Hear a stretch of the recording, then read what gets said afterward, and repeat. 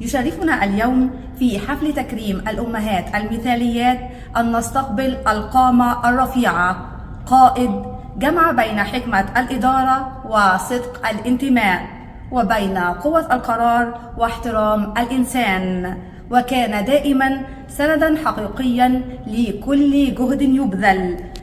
والآن نلتقي مع الأستاذ عادل عبد الفتاح رئيس نقابة العاملين بجامعة الإسكندرية، فليتفضل سيادته لإلقاء كلمته. فليتفضل. في كل فريق ناجح هناك شخص حاضر في التفاصيل الدقيقة وسابق بخطوة، وسنده الحقيقي هو الإخلاص في العمل، إدارة بحكمة، وتنظيم بدقة، وجهد لا يهدأ.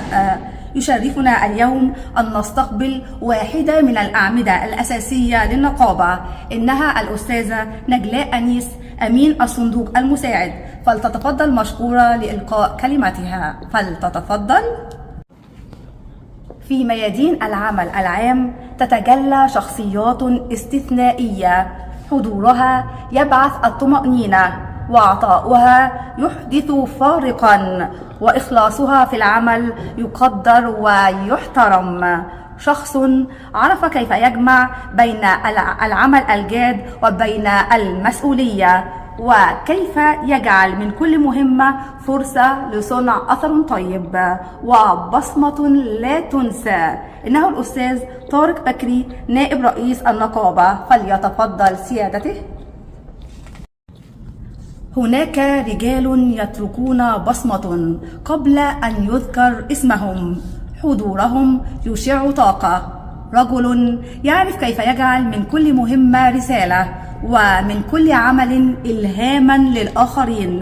لا يعرف الكلل، لا يعرف التوقف، لا يعرف إلا أن يقدم كل ما لديه بروح وتفان. رحبوا معي بالأستاذ باسم طنطاوي أمين الصندوق، فليتفضل لإلقاء كلمته. امرأة استثنائية تعرف كيف تجعل العمل فنا، وكيف تحول كل مهمة إلى إنجاز حقيقي يترك أثرا لا ينسى. امرأة تعرف كيف تحول من كل تحد إلى فرصة، وكل عمل إلى رسالة. يشرفنا أن نستقبل الأستاذة هالة سليمان الأمين العام للنقابة، فلتتفضل. رجل جمع بين المصداقية والاحترام وكرم الأخلاق وروح التقدير لكل من حوله. رجل عرف كيف يجعل من كل تفصيلة صغيرة في العمل قيمة لا تنسى، ومن الدقة منهجا، ومن الجهد إخلاصا يترك أثرا واضحا.